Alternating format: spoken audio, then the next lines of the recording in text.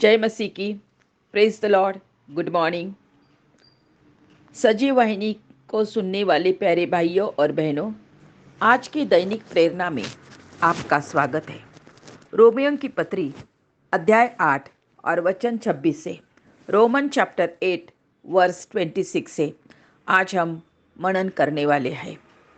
वचन कहता है, इसी रीति से आत्मा भी हमारी दुर्बलता में सहायता करता है, क्योंकि हम नहीं जानते कि प्रार्थना किस रीति से करना चाहिए, परंतु आत्मा आप ही ऐसी आहे भर भर कर जो बयान से बाहर है हमारे लिए विनती करता है। प्यारे भाइयों और बहनों, कभी कभी ऐसा होता है, कैसी प्रार्थना करना है हमें नहीं समझता है। जिस परिस्थिति से हम गुजर रहे हैं, उस परिस्थिति में परमेश्वर से क्या मांगना है और क्या नहीं मांगना है नहीं समझ में आता है। और उसी समय हम पवित्र आत्मा से भरकर प्रार्थना करने की जरूरत है। प्यारे भाइयों और बहनों, एक होटल में एक कमरे में एक भाई था और उसने अपनी बेल बजाकर वहाँ के सेवक को बुलाया और कहा कि ये रूम बहुत ठंडा हो गया है, थोड़ा एसी कम कर दो। उस सेवक ने कुछ बटन इधर उधर कर दिए, चला गया। कुछ ही देर में फिर से बेल बज गई। सेवक अंदर आया, क्या चाहिए? बहुत गर्मी हो रही है, एसी थोड़ा सा ठीक कर दो। फिर उसने बटन चेंज किया और ऐसे 7-8 बार हो गया। ठंडा करो गरम करो, ठंडा करो गरम करो। और ये सब सामने खड़ा हुआ एक कस्टमर देख रहा था। उसने पूछा, तुम्हें बहुत पेशेंस है, कितना टाइम इस कमरे में तुम आए और गए हैं, क्या चल रहा है? आप मुस्कुरा रहे हैं, इतना टाइम आने के बाद भी आपका चेहरा गुस्से में नहीं है। उसने कहा, हाँ।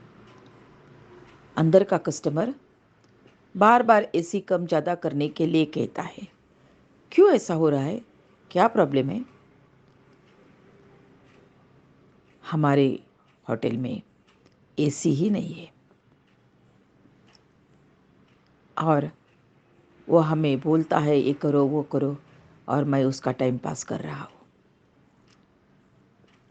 एसी है या नहीं, गर्म हवा आती है ठंडी हवा आती है, कस्टमर को नहीं समझता था। मेरे प्यारे भाइयों और बहनों, जो लोग दैहिक जीवन जीते हैं उनका ही ऐसा ही होता है। उनको कभी ठंड लगती है, कभी उनको गर्मी होती है, कभी उनको सुख का भास होता है, कभी वो दुख में जीते हैं। उनके जीवन में स्थिरता नहीं रहती है, क्योंकि वो दैहिक जीवन जी रहते हैं।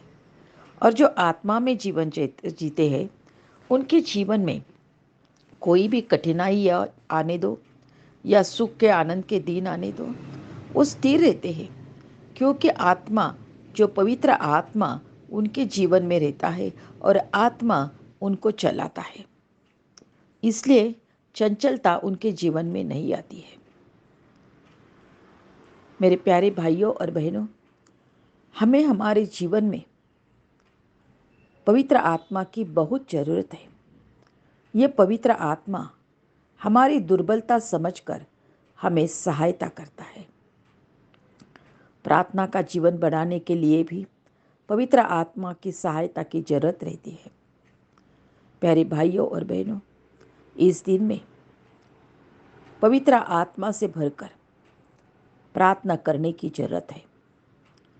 पवित्र आत्मा से भरकर जीवन जीने की जरूरत है, क्योंकि किस तरह प्रार्थना करना है, हमें क्या जरूरत है, हमें क्या चाहिए और हमें क्या नहीं चाहिए, ये सब पवित्र आत्मा समझकर हमारे लिए पिता के पास मांगता है। प्यारे भाइयों और बहनों, जब हम दैहिकता में जीवन जीते हैं तो सारी दुनिया की बातें हमारे नज़र के सामने आती है, और इसलिए दुनिया स्थिर नहीं है, दुनिया चंचल है। वो चंचलता, वो अस्थिरता, अनस्टेबलनेस हमारे जीवन में आता है और हम भी वैसे ही बनते हैं। इसलिए जीवन की शांति चली जाती है। मगर जब हम पवित्र आत्मा के अधीन होकर उसकी संगति में जीवन जीते हैं, तो प्यारे भाइयों और बहनों, पवित्र आत्मा जो परमेश्वर के पास से हमारे बीच में रहने के लिए आई है, वह हमारी दुर्बलता समझकर हर समय हमें सहायता करती है। इसलिए हमारे दुर्बलता का कोई भी विपरीत परिणाम हमारे जीवन में नहीं होता है, क्योंकि हमारी सहायता करने के लिए पवित्र आत्मा हमारे संगति में रहता है।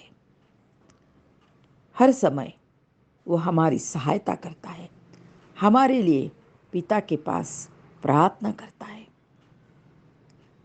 हमारी ज़रूरतें पिता को बताता है और पिता पूरी करता है। प्यारे भाइयों और बहनों, पवित्र आत्मा की सहायता लेकर जीवन जीने की कोशिश करो। वो हमारा मददगार है, वो हमारा मार्गदर्शक है, वो हमारा सहाय करता है। हर दिन पवित्र आत्मा के संगति में रहने से हमारा आत्मिक जीवन बढ़ता है, बुराई से बच सकते हैं। पवित्र आत्मा हमारी अगुवाई करता है, वो हमारा संरक्षण करता है, वो हमारा मदद करता है। इतना ही नहीं तो हमें सिखाता है। पवित्र आत्मा हमारा गुरु है और हम क्या करना है, कभी करना है, कैसा करना है, ये सब पवित्र आत्मा हमें सिखाता है। इसलिए प्यारे भाइयों और बहनों, इन दिनों में प्रभु कहता है कि अंतिम दिनों में मैं अपने लोगों के ऊपर पवित्र आत्मा की वृष्टि करूँगा और उस वृष्टि में हम पवित्र आत्मा पाकर एक आत्मिक जीवन जीने के लिए प्रभु से मांगना है कि हमें पवित्र आत्मा चाहिए, क्योंकि पवित्र आत्मा हमारे साथ रह के हमारी हर एक प्रसंग में सहायता करता है। प्रभु यीशु ने अपने चेलों को कहा था, जब वह स्वर्ग में उठाने का समय आया, उसी के पहले उसने कहा, मैं तुम्हें अनाथ नहीं छोड़ूंगा, मैं तुम्हारे पास आता हूँ और मैं तुम्हें अपने पवित्र आत्मा को भेजूंगा। और उसी प्रकार उसने पवित्र आत्मा को भेजा और वो पवित्र आत्मा आज भी हमारी सहायता करता है। इसलिए प्यारे भाइयों और बहनों, पवित्र आत्मा हमारा सहायक है, पवित्र आत्मा हमारा मार्गदर्शक है